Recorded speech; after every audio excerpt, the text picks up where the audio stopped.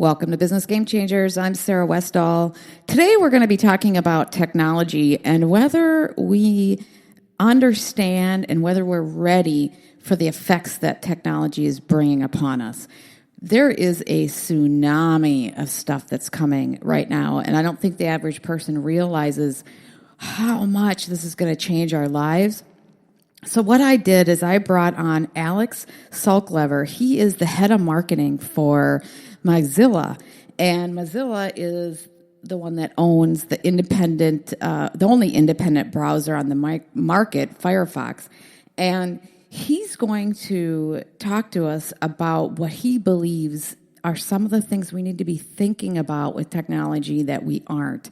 He lives in Silicon Valley, and he sees all the different things that are developing and coming forth, and it will blow your mind if you really knew all the different things that were going on, from mind manipulation to humans merging with technology at the mind level, or even with bionic capabilities, and at the very tiny molecular level, the things that we're doing now with nanotechnology, the mini robots to fix things in your body, to do different things with material. You know, the driverless car is a famous one, and of course there's a lot of ethical things that there is there.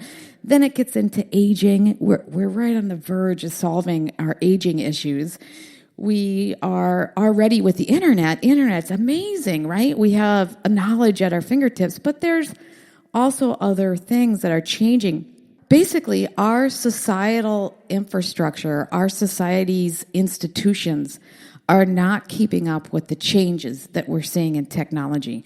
The technology is way faster than our institutions can handle it. And so much of what we're seeing with the internet that happened, and you saw it with our last election, our social institutions just are not up to speed yet on where we are technology-wise and how it's changed society. And so we're just kind of grappling with how to manage all these things. And you think we've already had change? There is more of a tsunami coming with all this stuff that is in the labs and that will be eventually here within the next 5, 10, 15 years, hitting society and fundamentally changing the way life is on this planet. So I am going to bring on Alex Salkever. He is not speaking for Mozilla. He is here based on a book that he wrote called The Driverless Car, and he co-wrote it, and he'll explain that. So he's going to come on and talk all about that. So let's get into that interview now. Hi, Alex. Welcome to the program. Thank you so much for having me on, Sarah. I really appreciate the opportunity. Oh, yeah. It should be really exciting to talk about what you have going on. First of all, why did you decide to write your book, The Driverless Car?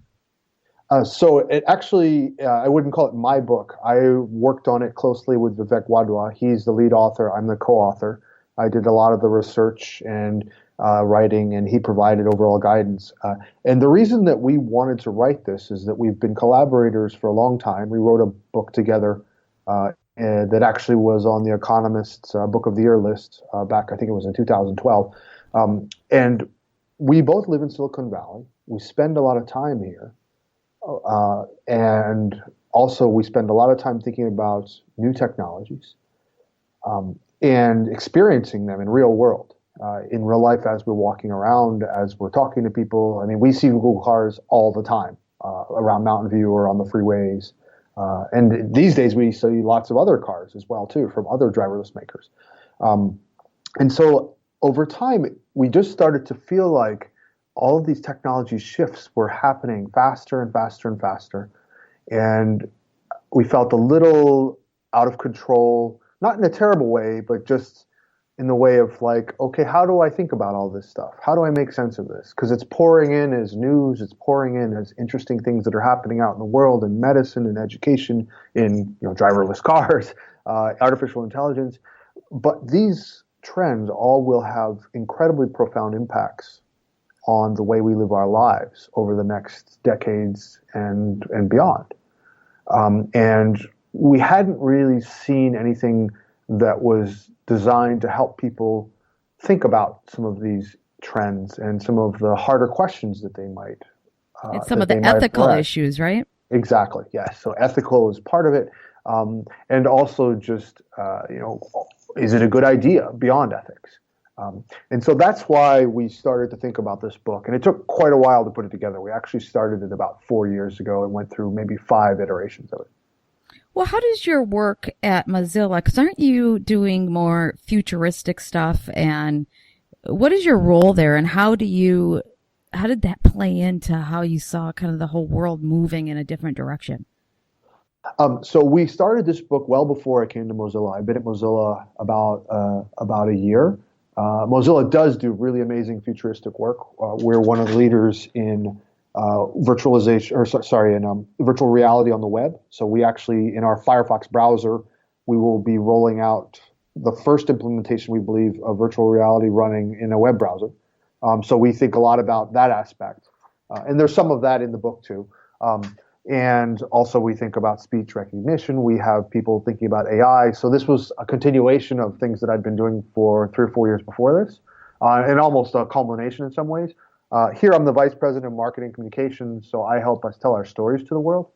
But even before I came here and before we really got to the finish line on this book, all of the work that I've been doing has led into some of these questions and these thoughts. I mean, before this, I worked on cloud computing companies.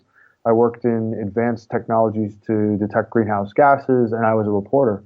And I think all along this path, these questions lurked in the background, and they were things that I had been thinking about and talking to other people about, because very often with friends or with family or people who don't live in the Silicon Valley bubble, which is a sort of a particular and peculiar place, I was kind of an interpreter and and a guide on a lot of these questions. Over the years, people have been asking me about all of these, so I've had a chance to practice some of the answers. And this book was kind of all of those pieces coming together into one. I wouldn't call it concise, but one more directed effort to really share our thoughts.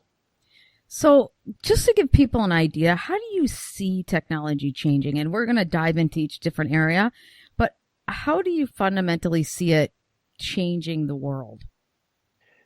It's already changed the world in profound ways and changed even the way we think. I'll give you a super simple example. Most people I know today do not print out maps anymore, don't use printed maps. They use turn-by-turn directions on a smartphone.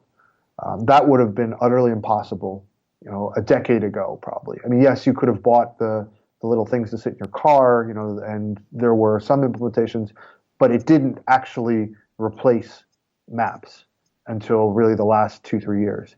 So this also will change our brains as well, because map reading and skills around relating spatial directions into the real world, there's an actual brain manifestation, brain structure manifestation. So, we see these different things in technology that come into our lives, and they will impact the way we evolve, they'll impact the way we think, they'll impact potentially the way our bodies look over time.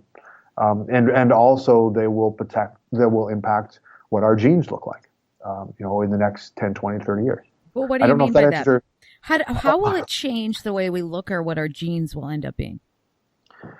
So we actually believe, Vivek and I, that we're on the cusp of capabilities to radically edit the human genome. And I'm not saying we're in favor of this as a broad brush approach to like with CRISPR-Cas9 and some of those technologies. Yep.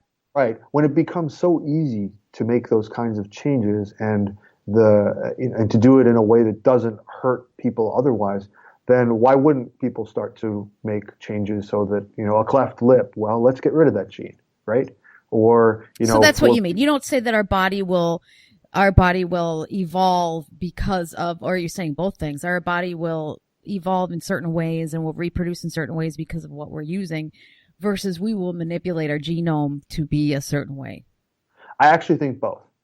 So, I mean, I believe that, and maybe this is a little crazy, but future humans over time, they may look a little more hunched over because we're all walking around looking at our smartphones all the time. So I think I'm not a geneticist. I'm not going to make those kind of specific predictions, but I think that both editing the genes and our interactions with technology will change the way we look.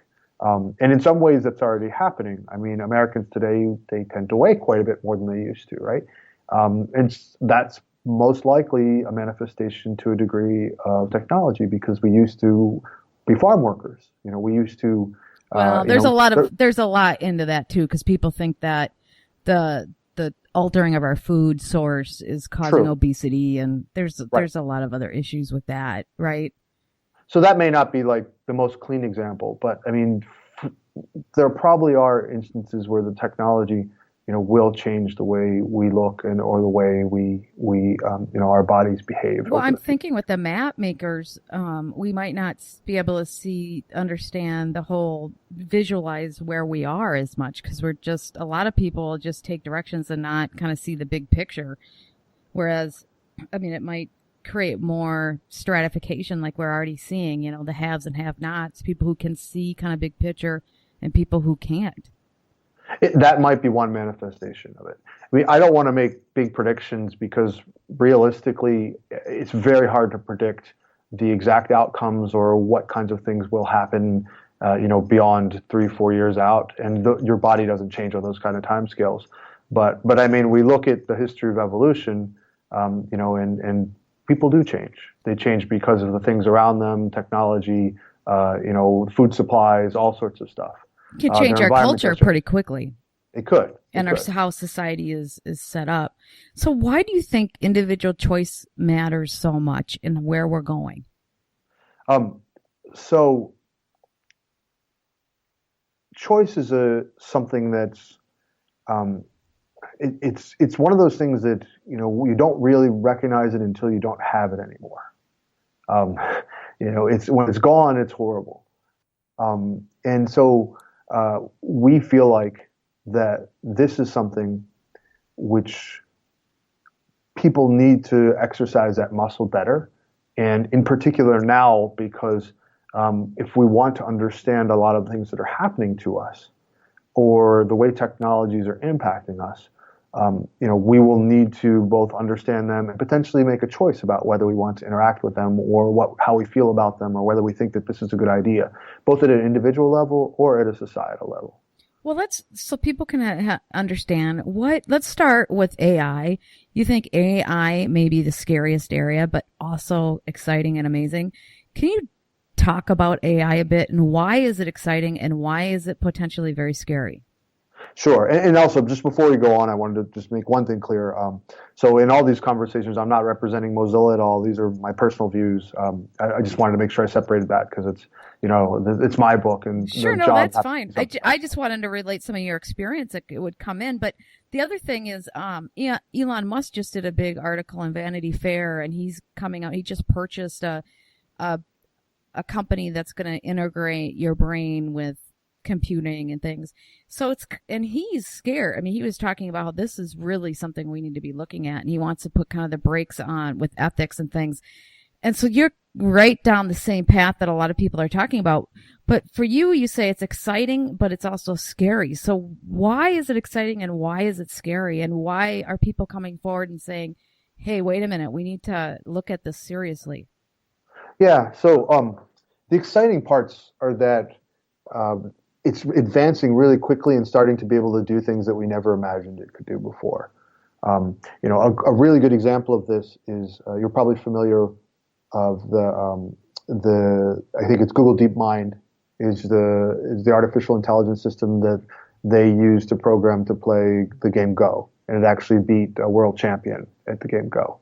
What was particularly interesting about that is that in that game, or in some of the games, the system it displayed what we would call emergent behavior, meaning that it made moves which, when the human Go masters looked at it, said, "I don't really understand that move," and it wasn't obvious, and it wasn't something that was programmed in them, because the way that they programmed that machine wasn't giving it a list of moves; they let it learn from watching Go masters play, and so the system created something unique and different and emergent. And that's where you start to see things that are, that's what's kind of different now. I think that's kind of cool because it could help us evolve as humans if we take it right. It's incredibly cool. And I mean, and that lets the machines, if everything goes the way we hope, start to do things, come up with new strategies, think of new ways to attack problems. Now, granted, this is a very specific subset. This is a machine designed to play Go. It's not a general intelligence machine. It couldn't, figure out how to advise your child where to go to college or something like that. And that's, I think, more Elon Musk's fear is that when we cross this threshold where general intelligence AI becomes as strong or as good as human intelligence, because technology improves faster than our brains for obvious reasons, then the worry is, how do we control the machines, or will the machines control us, or will they take us down a path where they design a world to be for the machines and not for us? And that's sort of the scary part. Well, and I think people need to understand that there isn't consciousness with machines. So, at least at this point, and having the machine do it for themselves versus us, and us not being able to control it, that really won't happen until we merge our brains with the machines and we kind of screw ourselves up, right? Because while we can still control the machines, they can't take over. They're not conscious, right? Basically, yes. The idea, though, is when we get to general intelligence, potentially they could arrive at some sort of consciousness. We don't really know. Or there could be ways that we program them that maybe inadvertently we don't realize how destructive it could be. Well, that's true. I don't understand how a machine can go to consciousness unless we start using biological machines and things like that, which we are starting to do. Yeah. And that's much more a question for sort of the ethicists, and that's quite a long ways out. Sure, exactly. But at the same time, it's a super interesting question because even now you look at biological models, and we don't fully understand consciousness even now. So that doesn't mean that that machines can't have it for sure.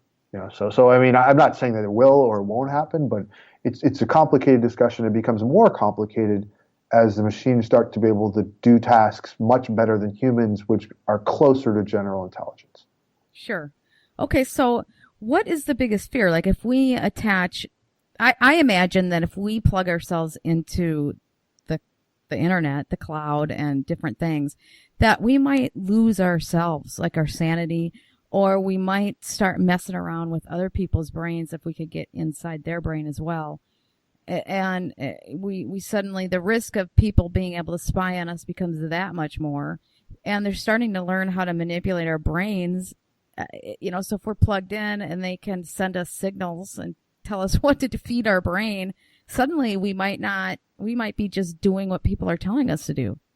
And that's why we talk about choice so much, because we have to make sure that we cement ways that we as individuals have control over the system, have the choices to opt out, have the choice not to participate, or the choice to pull the plug. And it hasn't been like that entirely to date. I'll give you a quick example of that. And granted, we have a choice to participate or not, but a lot of what's happening online right now, when we travel around the internet, unless we're pretty vigilant, people can track us, people can see what we're interested in doing, people can see what we're searching on, people can see what we're clicking on. And it's not so easy to clean that up. There's no one place where you go to clean up your internet history. And so the internet, people's activity on the internet is kind of a window into their soul, right?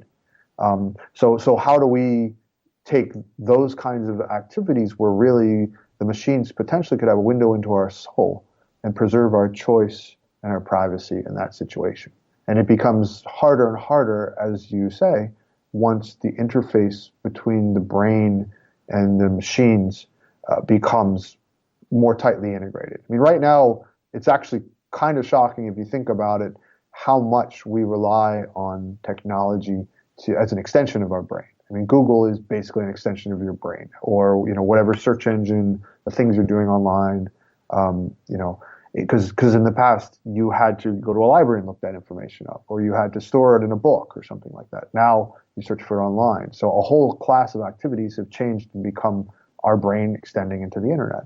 When that becomes a hardwired situation, then it becomes a lot more tricky to think about and police. And that may never happen. We don't know. Elon Musk's, his proposals are pretty out there. I'm not saying that they're horrible. I can understand the idea behind them, but that future may never come to pass. That being said, pieces of it are here already. So like pacemakers, for example, are programmable. Often they carry in the past they've carried wireless capabilities. So there was real concern when Vice President Cheney had a pacemaker about how programmable that pacemaker was by people who were not in his body.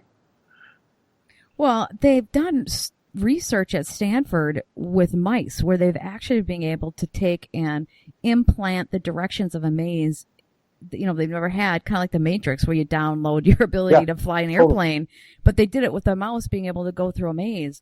So they've been able to do really fundamental, basic stuff with mice on teaching them how to do something simple. So they know that you can, like, let's say you want to plant in somebody that this is a scary place, or go to this mall, or go, you could really direct people, or you could really affect things. The propaganda that's going on now is nothing compared to what they really could do. That's true. If the situation is allowed to evolve where there is no regulation, there's no choice, and people's individual rights are ignored.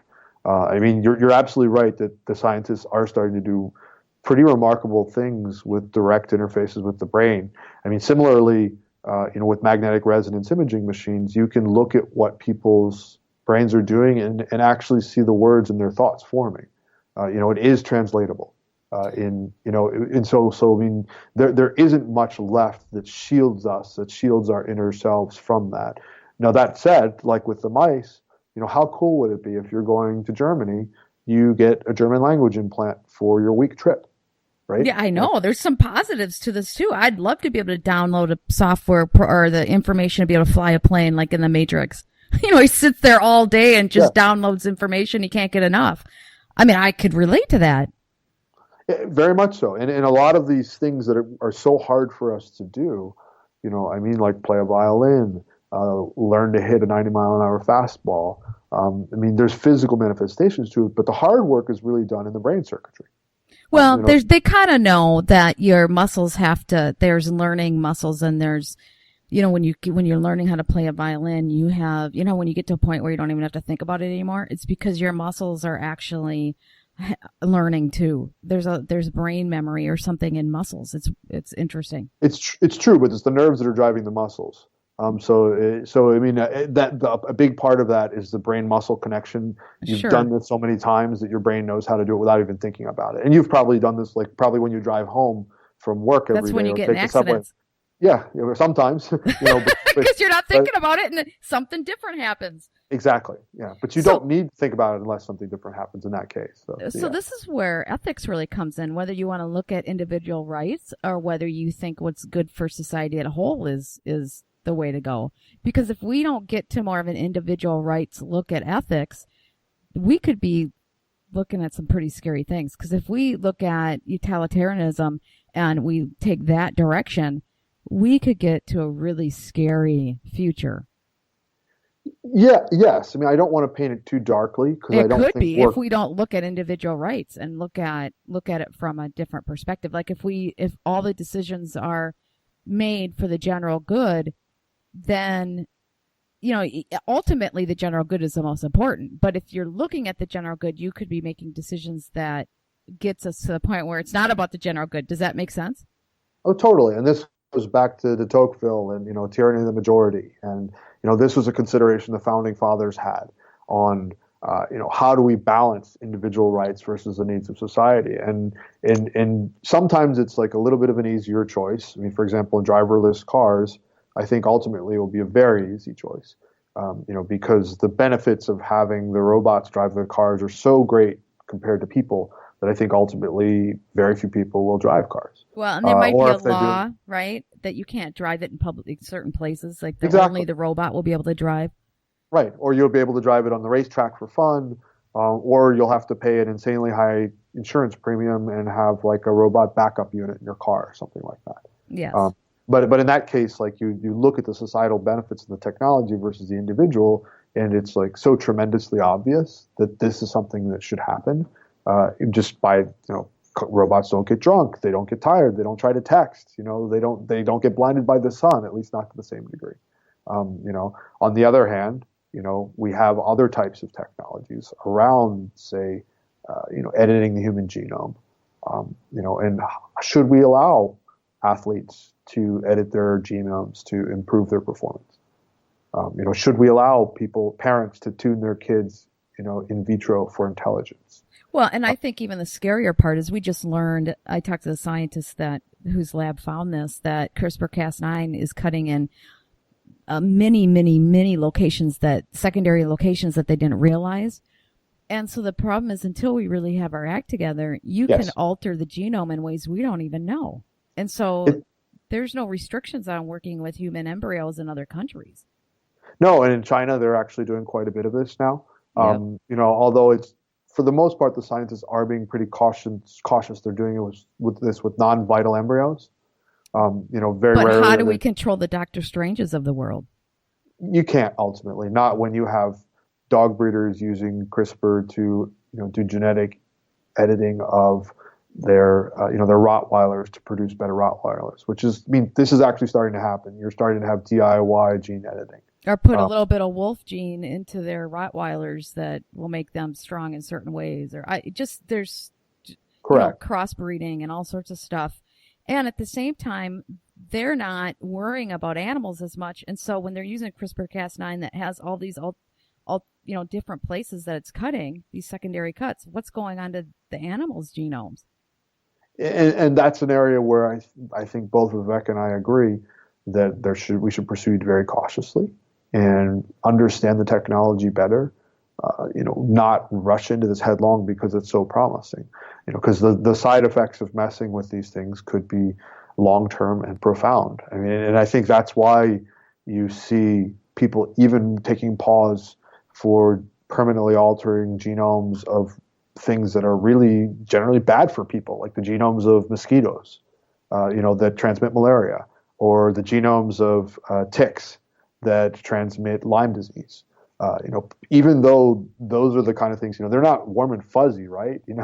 They're not like a dog you're trying to make a perfect breed. These are things that are bad for people. But at the same time, altering the chain of nature and changing the way genes are in the wild permanently could have long-term effects that we don't understand. But what's great is the scientists that are actually trying to help humanity and working on getting rid of, deer ticks giving Lyme disease or mosquitoes doing bad things. Those are usually pretty ethical people. They're not going to devote their life to helping mankind without having an ethical base. But the people that are trying to breed dogs so they can make a heck of a lot more money or win at all costs and those kinds of things, they don't have the same ethical restraints that somebody who's trying to, help humanity would have. And that's where it gets scary. That's true. And I'm also somewhat confident, though, that there will emerge some technology solutions for that. So as an example, some of the folks at Harvard who are some of the CRISPR-Cas9 folks, you may have interviewed some of them, they're working on ways that they can bake into gene drives, and that's what we're talking about with the mosquitoes and the deer ticks, of sort of in a generation or two permanently altering a genome of an animal or a bacteria so that it becomes less harmful. They're looking at building in mechanisms that can reverse those drives, that can revert an ecosystem back. So as we start to look at these mitigation measures, the scientists understand the same problems, the problems even more than we do. They know. Yeah, they're like, we need, just like in computing and the worlds of high tech, we need a way to have a backup version when we mess up. Very much so. Yeah. And so I'm actually fairly confident that there will exist some viable ways to combat the problems that we might see around, that might emerge from unethical people trying to use these technologies in ways that we don't want or hadn't predicted. So how do you see education changing? Because I think this is one of the biggest factors that could change the world and people might not see it. It might not seem really glamorous, but fundamentally changing education where children can get stellar education no matter where they are in the world or where they are on a economic scale will fundamentally change the world. How do you see that changing? So that's one of my fondest hopes and wishes. And Vivek and I both have thought about that and looked at it quite a bit. A couple trends are converging, which we hope will lead to much greater educational outcomes and opportunities for all children everywhere on Earth and grown-ups too. I mean, because everybody wants to learn. You keep learning. That's what absolutely. you do. I mean, actually, you like to learn more the older you get sometimes, right? Or absolutely. In your middle age here, I just can't get enough. I mean, if I had my druthers, I'd go back to school and probably try to learn 10 languages and not have to worry about paying the mortgage. But I mean, and I think a lot of people feel that way. A lot of people would love to spend a lot more time learning. So what's changing is a couple of things. First of all, everybody has a smartphone.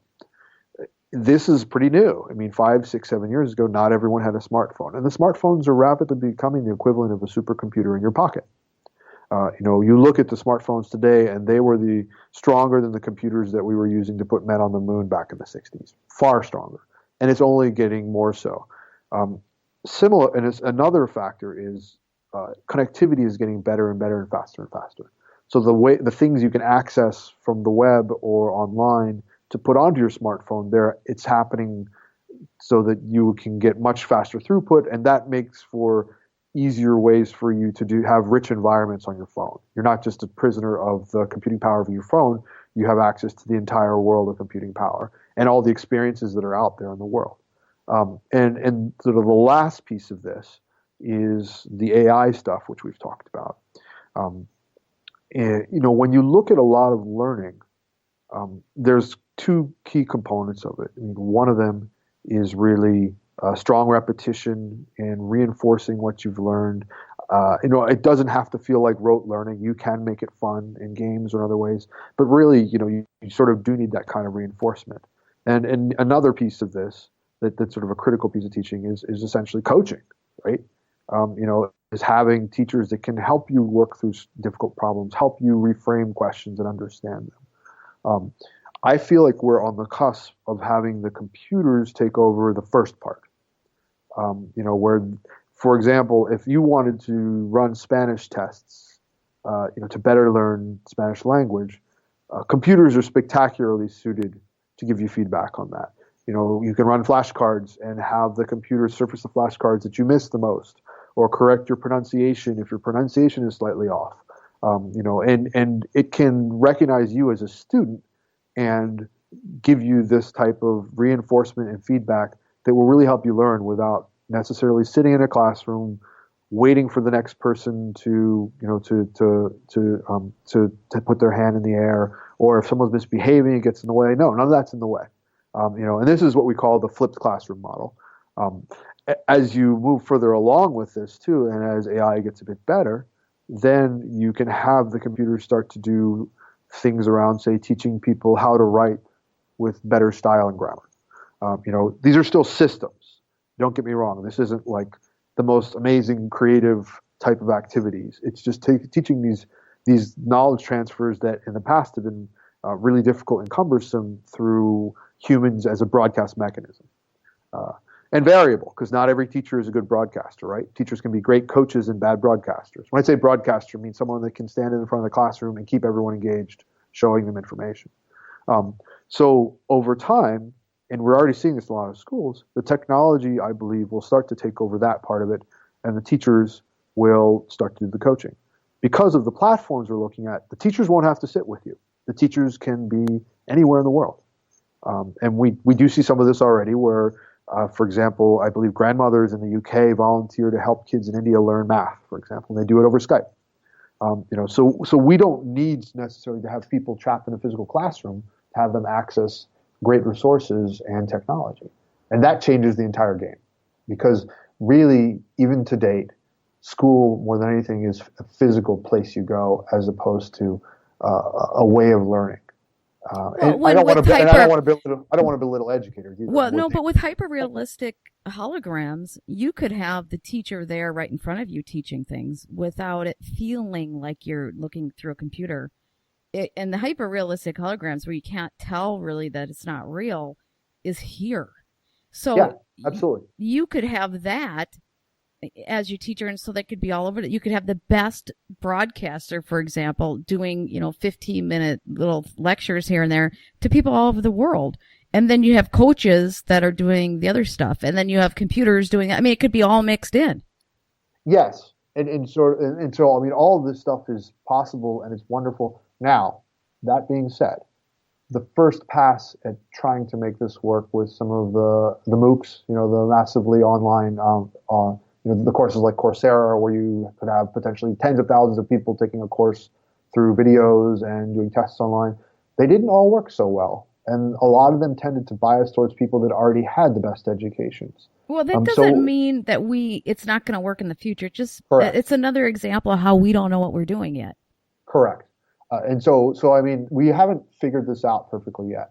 We removing all human interaction probably will be a bad idea, because there is something to interpersonal. I mean, being in the room with people, with peers, that's really special, and probably helps motivate and connect people to education. Well, there's a connection between humans that we don't understand either. There's an electrical exchange that takes place, and some of the learning might happen subconsciously. I know that sounds weird, but government has done, I just did a show this week, government has been doing a lot of secret research in this area. They know that there's a connection between people.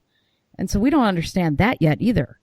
Exactly. And so this education in the future, it shouldn't be someone sitting in their apartment with their VR goggles on, just, essentially learning stuff through holograms and online interactions. It doesn't have to be trapped into just that space, but it can help us blend the two, the real world and the virtual world, to give people resources and courses and capabilities they never would have had. In particular, in parts of the world where teachers are an incredible luxury, schools are not good, and there's just not enough money. Well, and if we use it properly, they'll get more of that, but we could also get more interaction, right? Because people need the interaction to be more human. They've known that when we don't have the interaction, we become, in ethics, it's called psychological distance, and that we can do things that aren't all that great. And so we need that human interaction, but yet it could also bring us both, but that's where you're talking about your choices. Yes, exactly. So, I mean, the choices there is sort of, how do we structure the educational system going forward? And also, how do we control the data of how we're learning? I mean, who owns that data? How does your brain work? Because that's what a good educational system will understand. It will understand your learning profile. It will understand your preferences. It will understand how to interact with you. It'll probably understand what time of day you get tired. What times of day are the best time for you to learn.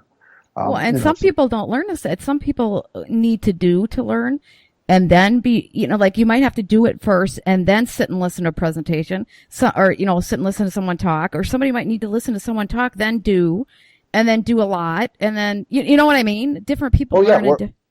There's very different learning styles. I mean, that being said, there aren't so many different learning styles that we probably couldn't figure out. Yes. A few thousand of them say they would encapsulate 95 or 99% of the world. Yes, they already know the majority of them right now. Exactly. Yeah. And so there'll just be sort of little flavors on these. And so, but at the same time, this kind of personalization of education, I think, will be in the future. And I think it's, we'll see it in lots of other places, in medicine as well. It's another area. Let's talk about medicine. What's going on there? So we're at an interesting point now where we're not seeing personalized medicine yet, but we're getting really close. Mm-hmm. And in certain areas, we're doing it, like with dieting or something, that they know there's a big market for it. Very much so, yeah. And that's, I think, actually an area where there's still the most room of all the things we talk about in the book for trying to figure out what's really going on. Because very recently, a whole new level of sort of a new factor was injected into the equation that we didn't really think about before. The microbiome, sort of our interactions with bacteria in our stomach. Oh, yeah. It has a lot more to do with what we're doing. Exactly. So, I mean, that kind of threw everybody for a loop, because it made people start to realize that, this is actually a more complex system than we thought. And they had inklings of it. I mean, if you go back to early... I don't mean to interrupt you, but that's what a perfect example of where we don't know what we're doing. we think we're totally got it figured out, and then we don't know what we're doing. And when we alter foods and stuff to kill bacteria, next thing you know, we're killing the bacteria in our own gut. And because our gut bacteria is such a part of our ecosystem, we're messing up our own bodies. And we're like, oh, we didn't know what we're doing. Until we really mess ourselves up, we didn't know what we're doing. That's the crux of the danger. But anyways, keep going. Sorry, I don't mean to interrupt you. That's okay. That's very true. And so I don't think we'll ever get to a place where we will completely understand all of these systems 100%. And even and that maybe the computers to a larger degree, although even there, for example, the way that they're building artificial intelligence system now is with something called deep learning, which is a very parallel way of letting computers look at a problem, look at how other people solve a problem, and look at it enough times, and then figure out their own ways to solve the problems. And then it starts writing its own code, and literally the engineers do not know what the code means. They're looking at now creating visualization tools that will help them understand what code computers write for themselves to solve problems that we have told them to solve. I think very often as we get to this level of systems complexity, it becomes really hard for us to know 100% of things. But if we can get to a point where, for certain types of things, we have a very good idea and we've minimized the risks, in medicine too.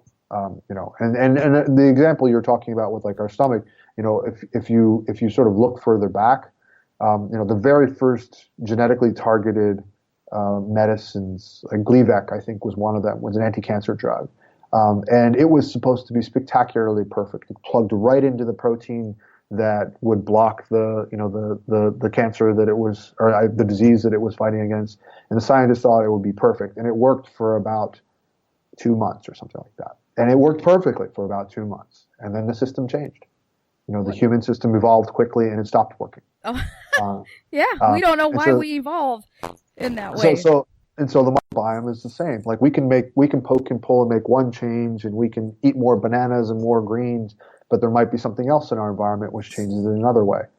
So it's really hard to work in absolutes in a lot of these areas. Well, they did a study where there was aggressive mice and mice that weren't aggressive, they were more docile, and they took the gut bacteria from the aggressive and put it in the more passive, and they took the passive gut bacteria and put it in the more aggressive, and they switched personalities.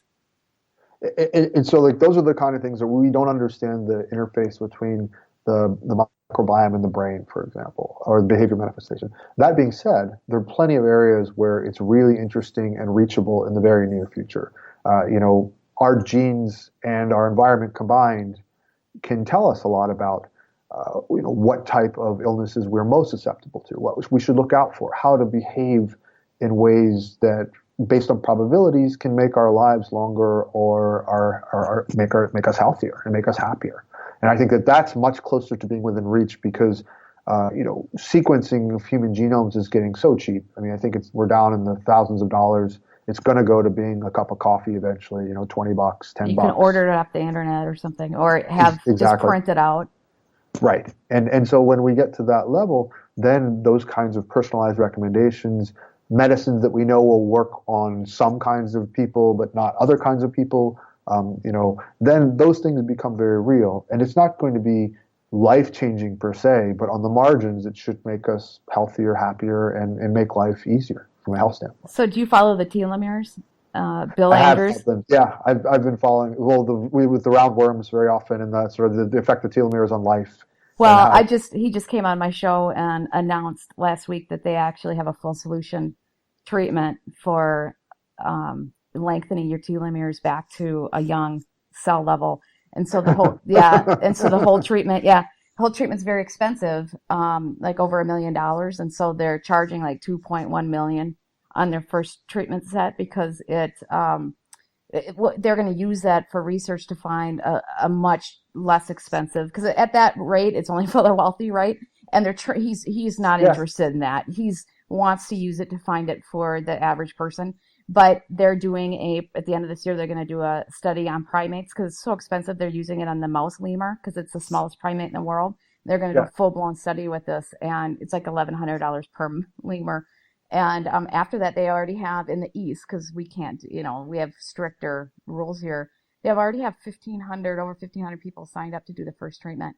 The world is changing. Yeah, you got to listen to that episode. I just had it last week. I will go and dig into that, and that brings up another question. I know you got to go in a section, but in a second. I got about 8 minutes.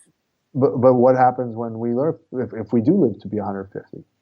Are we ready for that? And if the telomeres change, does that change everything in our body, or just part Exactly. of it? I mean, a lot of the things, there's still cancer issues. There's still detox issues, where you get junk in your cells and things. But when you get your cells down to back to being a 24-year-old, so many of those problems are going to go away, because a lot of the problems are from mutations in your cells. That happens when your telomeres get shorter.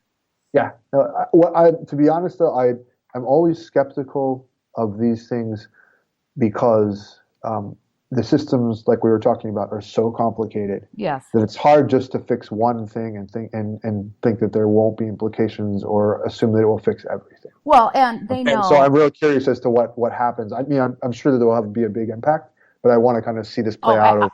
Absolutely. And he says that too, because Aubrey de Grey, who's one of the probably the leader in the world in this area, I think they've identified 7 areas of aging, and telomeres is one of them, but it's the low-hanging fruit. If you don't solve that, you can't solve aging, period. Right?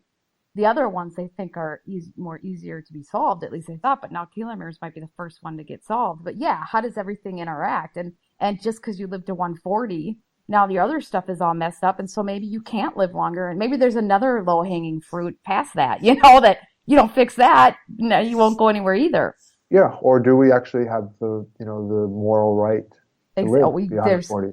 All sorts of ethics. Is that a good idea? Well, yeah, now we have all these other issues, but do we have the moral right to let people suffer through the old age, knowing that they don't have to suffer? There's a lot of ethical issues. Yes, I agree.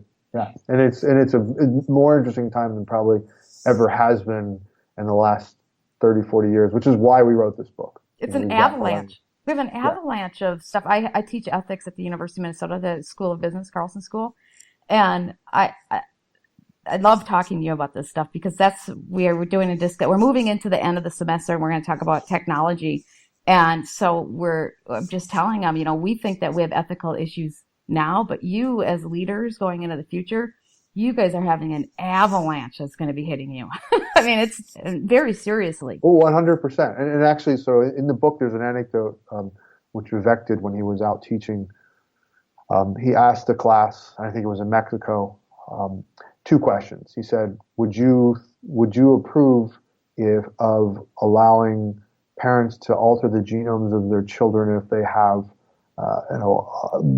like a 60% probability of getting a bad form of childhood cancer?" And everybody said yes. And he said, "Would you approve of allowing parents to alter their kids' genomes so that they're going to be taller and will be thinner and will have more parallel facial structures?" And people said, "Well, that may not be such a good idea. That's not fair." And he said, basically, "Congratulations, they're the same thing." Well, that's the ethical issues, and that's when we have to zoom out and say, okay, are we going to look at individual rights, or are we going to take more of a broad of utilitarianism, where you look at that's the founding fathers where they put that together, and they looked at it, and individual rights tended to win out.